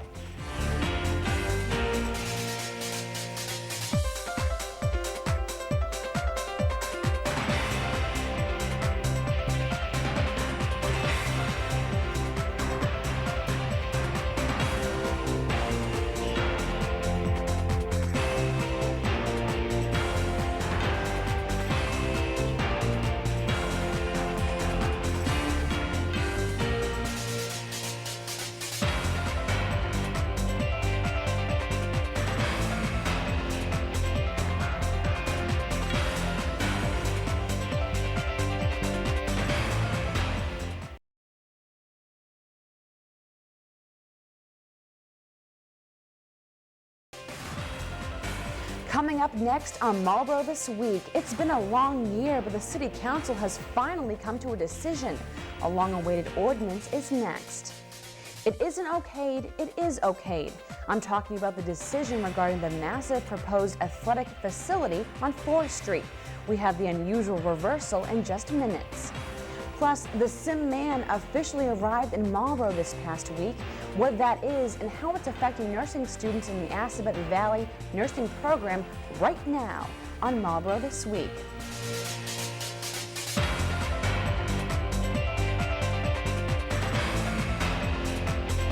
Hello and welcome to Marlborough This Week. I'm Kristen Doucet. Let's begin now with this week's top stories. Marlborough's new sex offender ordinance has just cleared another major hurdle. Nearly a year after it was originally proposed, the City Council has now approved a new measure during Monday's City Council meeting that bans the most dangerous sex offenders from about 85% of the city. According to the Metro West Daily News, the new proposal will change the areas where Level 2 and Level 3 sex offenders can live and work. Offenders would be banned from anywhere near what local leaders are calling safety zones. That would bar them from living and visiting within 1,000 feet within areas where children, elderly, and those who are mentally challenged gather. Mayor Nancy Stevens still needs to approve this ordinance. We now go to an update as authorities have still not confirmed a 38-year-old Northborough man that was killed last week. The man allegedly stepped out of his car right in front of a tractor trailer at 2 p.m. last Thursday afternoon on May 17th. Middlesex District Attorney Sierra Leone called it an apparent suicide. The accident occurred just near exit 25B south of the junction with Route 62 on the side of the highway. When emergency crews arrived, the local man was pronounced dead. No other drivers were injured in the crash. State police say that the situation is currently under further investigation.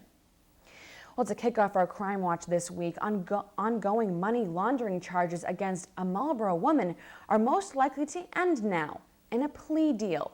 This past week in court, Cassia Gallic Freitas of 8 Lilac Court was accused of transporting millions of dollars overseas. If convicted, Gallic Freitas could face 63 to 78 months in prison. She's also charged with operating a money transfer without a license. A court date has been set for July 16th, but attorneys comment that's not likely to happen. Well, to continue our Crime Watch this week, police are searching for suspects as a softball field is now damaged. The driver of a gray car allegedly drove onto the field at the high school, causing numerous damages.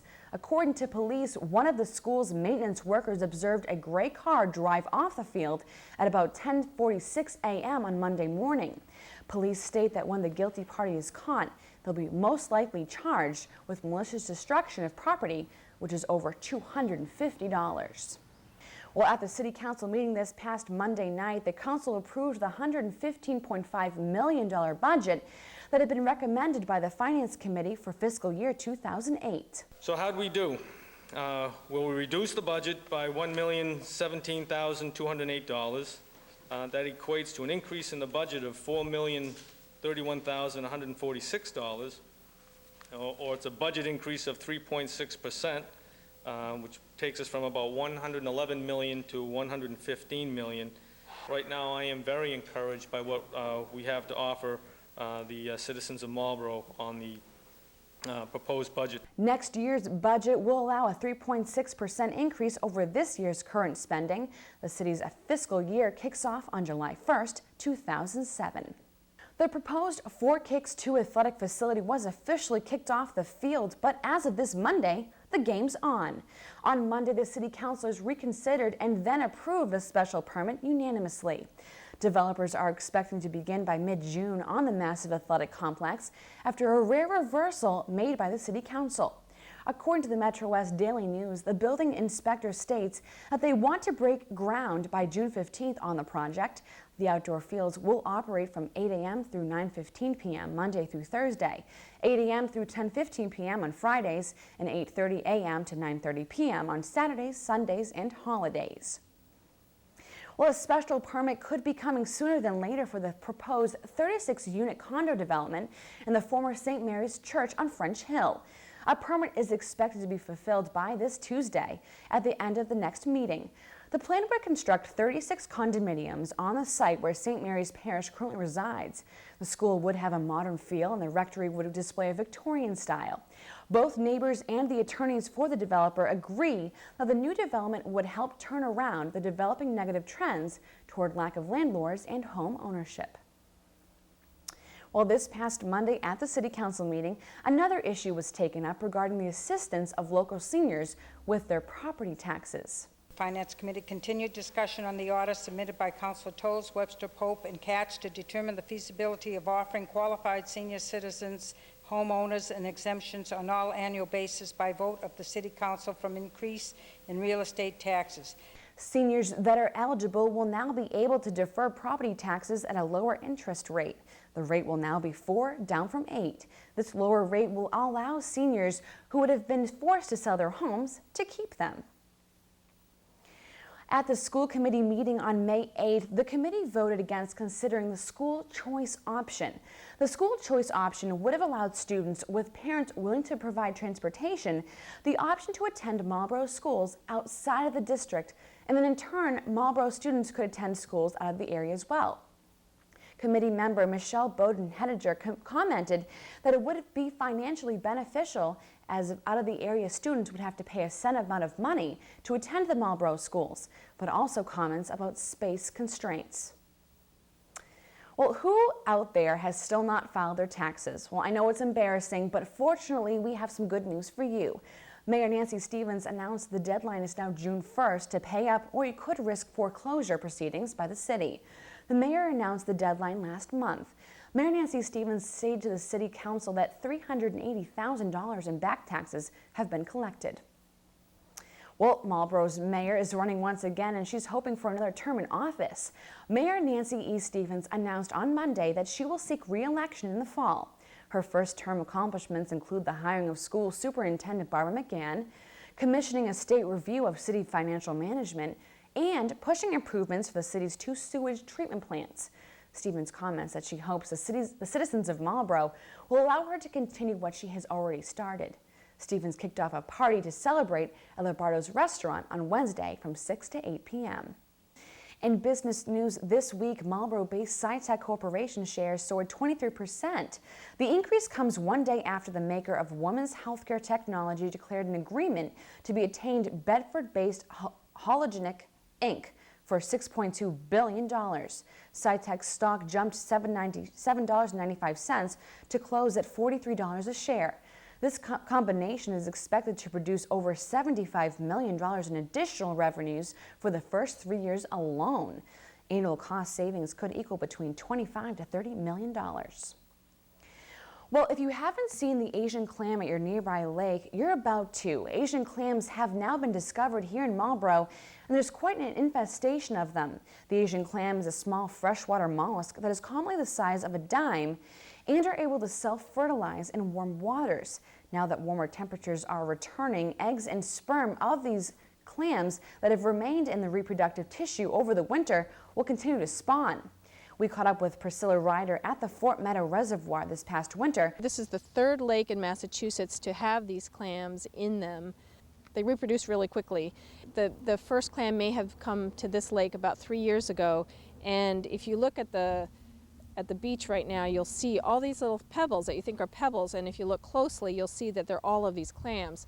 Our concern is that as they reproduce, we're just going to have blankets and blankets of this on the beaches, and then it won't be a sandy beach. It'll be sort of this shell-laden beach. They usually are transported by boats from one lake to another, and they're really small. And when they're tiny, they sort of float in the water, and they can get into the bilges of boats or intakes of boats, and also they also can birds can transport them, and also bait buckets. A lot of fishermen may take a bucket and move bait from one place to the other. They may actually use this for bait. One of the other issues with this is that they're really good filter feeders, which means that they'll start filtering the lake and making it cleaner.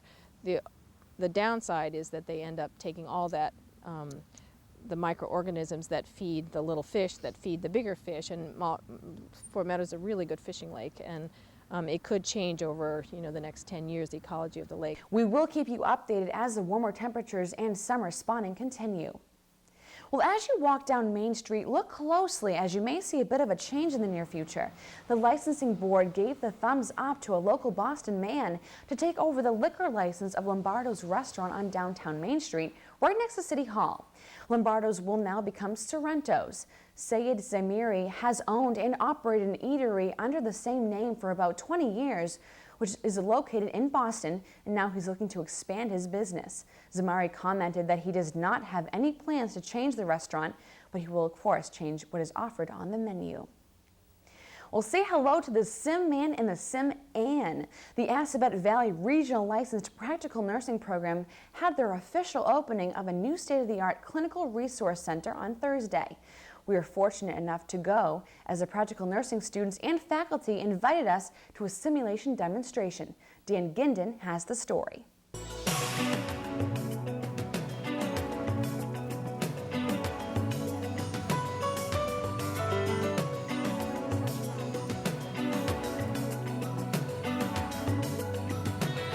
You may think you're looking at the ER in action at Marlborough Hospital, but it's actually the Clinical Resource Center at Assabet Valley Regional Vocational High School. On Thursday, Assabet Valley's practical nursing program officially opened their simulated hospital setting that includes Sim Man and Sim Ann. Both of them can be catheterized. They actually get what looks like urine back. We can give blood. We can start IVs and give IV fluids to either one of the mannequins. When they walk in that room, their mindset is, I am walking in to take care of a live human being with all the respect and dignity. The simulated patients are controlled from this room in between the two exam rooms. A faculty member can verbally interact with the students by microphone. Plus, the cameras mounted in the ceilings can give the class across the hall an inside look at what to do and what not to do. Okay, pulse oxys are probably okay. Yep, you want to have your ambu bag ready. I'll get out of your way. You look like you know. The students say that this hospital-like setting and simulated patients help them mentally and physically prepare for life after school. It's important to have this first because you don't want to go in there and have your first experience be with the patient. And then somebody's watching over your shoulder, it's really stressful, but if we get it all done here, then when we go out there, it becomes really easy. And because it's Assabet Valley, the students from all different programs inside the school work together to build this facility that is unlike any other. The entire project is basically grant funded, and we were able to cut costs tremendously by integrating this project with our day school students, our plumbing department, electrical department, digital media department, drafting, and the list goes on and on. So to see the lab up and running and have really what is a state-of-the-arts lab, and I know that there are no other technical high schools with this type of teaching laboratory, and I believe you'd be hard-pressed to find even some teaching hospitals or clinics that have the state-of-the-art equipment that we have. For Marlborough This Week, I'm Dan Guindon. The city's annual Memorial Day Parade will kick off at 10 a.m. this Monday on May 28th. Festivities will begin at the American Legion headquarters on Maple Street, where the parade will begin to march starting at the Legion Post down to Main Street, and then completion will end at Monument Square. Parade participants will include veterans, local scouting groups, members of the local high school and middle school marching bands. At the finish of the parade, State Representative Stephen LeDuc will read a proclamation from the state along with the City Councilor Robert Katz, delivering the keynote address. Enough is enough, as 22 governors have teamed to send a letter to congressional leaders regarding one very important situation. What they're fighting for is next.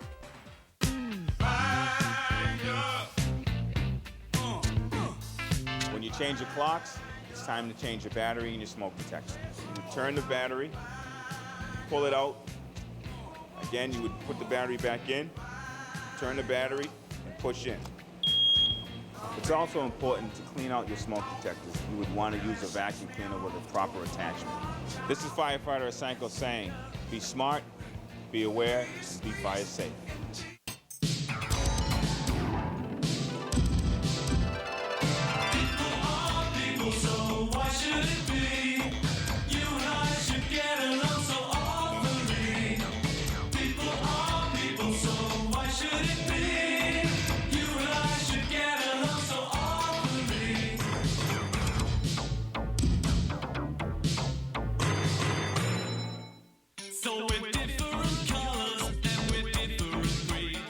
Continuing now in Marlborough this week, Governor Deval Patrick appointed his own corps of leaders with hopes of overhauling state agencies.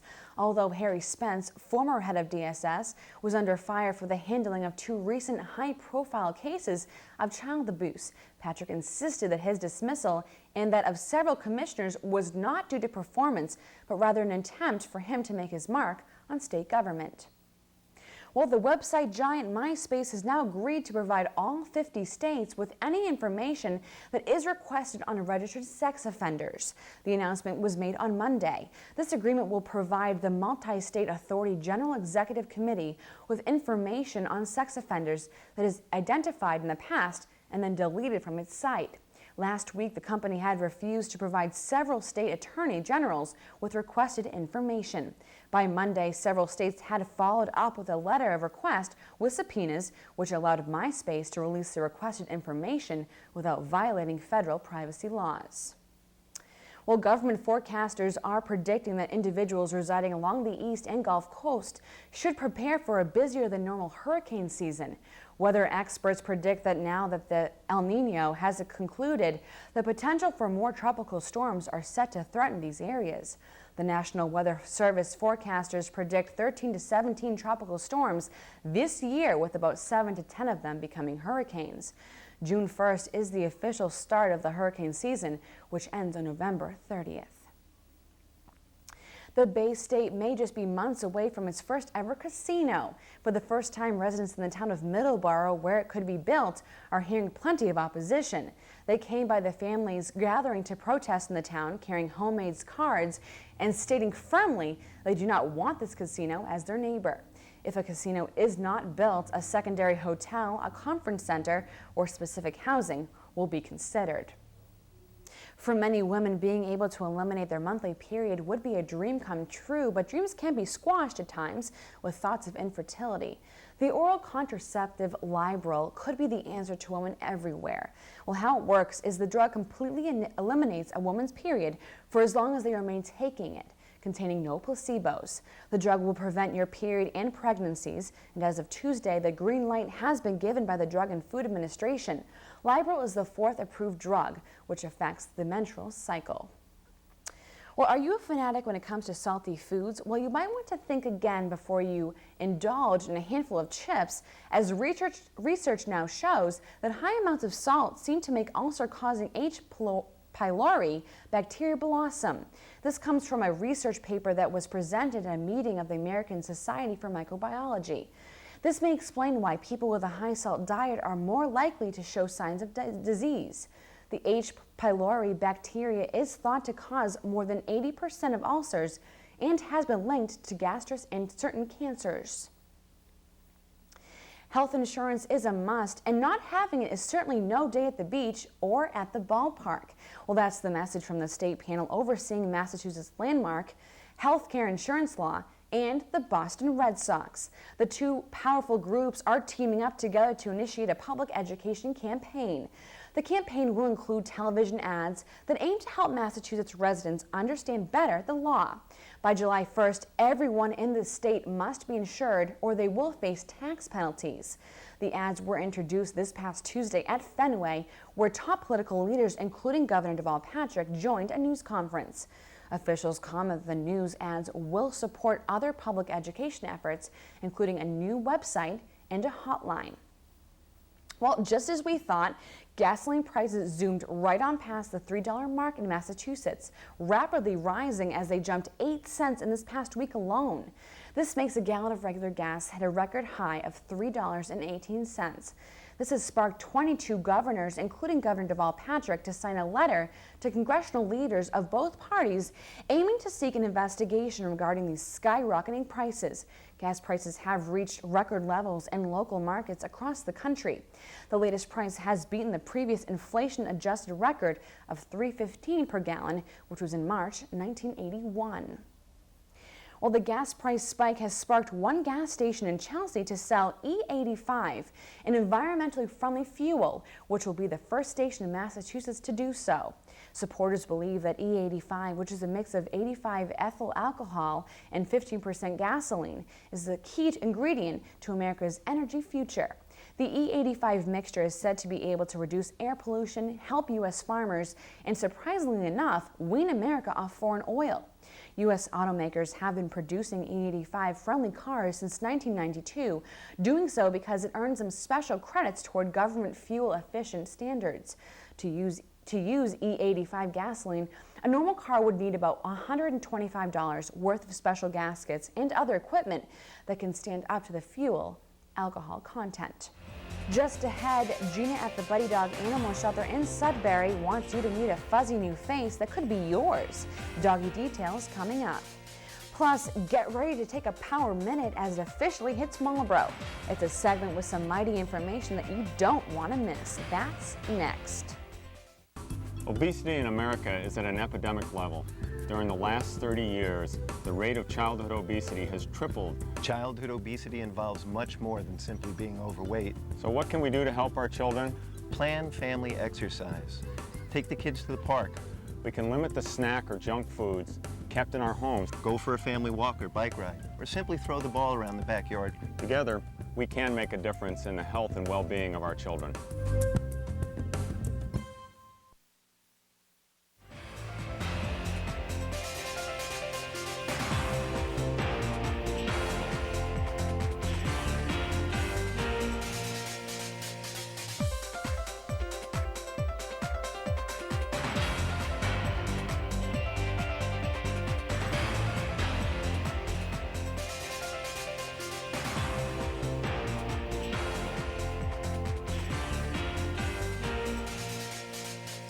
Welcome to the Power Minute. Get ready because this new portion of Marlborough This Week is going to hopefully knock your socks off, or at least inches off your belly. The aim is to teach you at home how to eat healthy without a lot of effort, fairly low in cost, and under a minute every week on Marlborough This Week, as I introduce the 25 power foods. Take a look. This week, I have grilled shrimp, which is an excellent source of selenium. It is low in fat and low in calories, and it's a very good source of vitamin D and vitamin B12. Next, we have spinach. You can saute it, you can serve it just as regular. It prevents against osteoporosis, heart disease, colon cancer, arthritis, and other diseases all at the same time, and it's very tasty. Next, we have tomatoes, which is rich in vitamin C, vitamin A, and vitamin K. It's low in carbs, and it's just excellent for you. And you're going to want to stay tuned every week for new meals as I introduce the 25 power foods. Stay tuned. An American Idol finalist is coming to Marlborough as she will be performing at the summer's biggest pajama party. Ayla Brown will be attending the Relay for Life overnight walk, which will be held on Friday and Saturday, June 8th and 9th at the Assabet Regional Technical High School. In case you don't know, the Relay for Life is a national fundraising event that benefits the American Cancer Society. There's still time if you're looking to form a walking group, looking to perform, or to donate. And for more information, please contact Anne Florine with the American Cancer Society at 781-314-2686. And we, of course, will be there to catch all the action, so be sure to stay tuned to Marlborough This Week to see all the highlights. Openings for the postgraduate training program at Assabet Valley Tech are now available, but you must act fast. The next informative session for the Assabet Valley Postgraduate Technical Training Program will be held in September.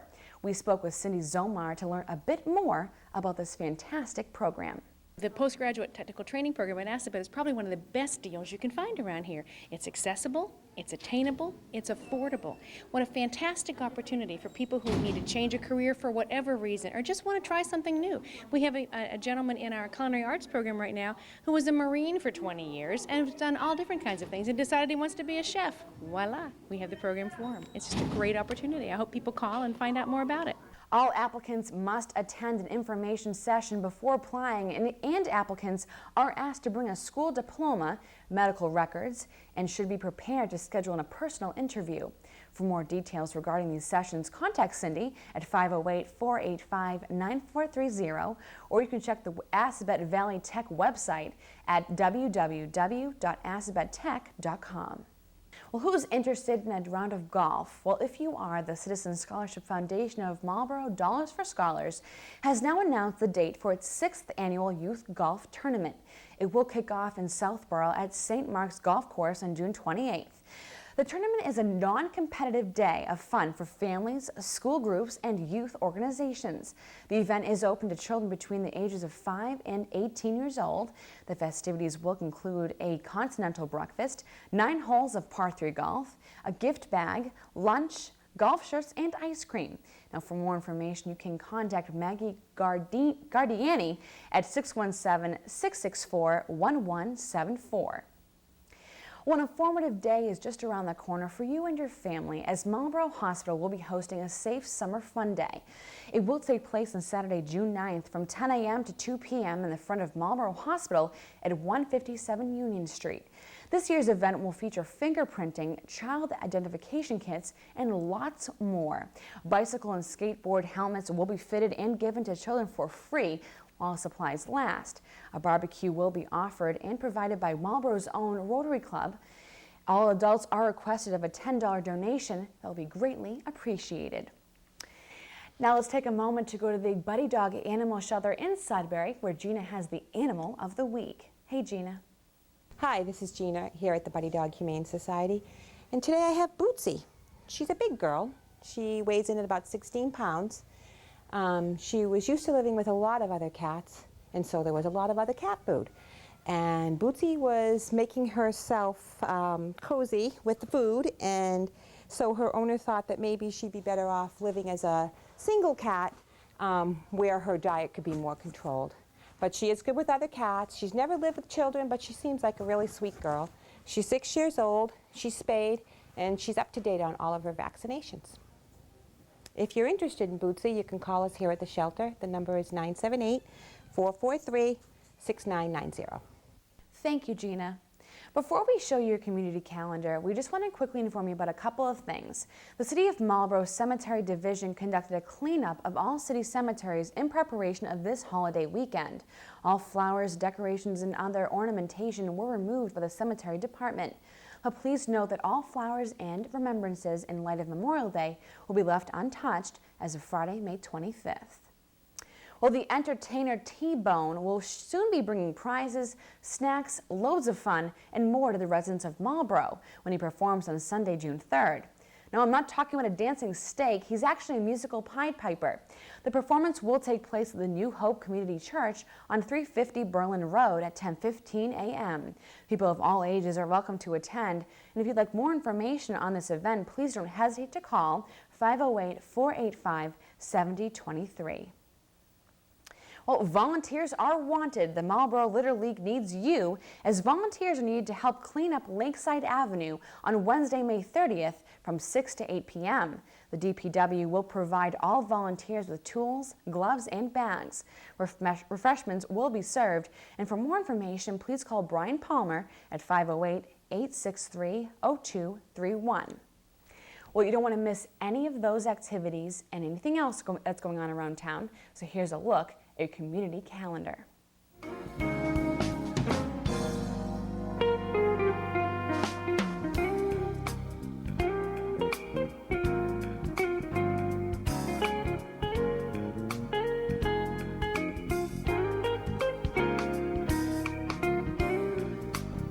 Well, that wraps up this edition of Marlborough This Week. Have a great week and enjoy your Memorial Day weekend.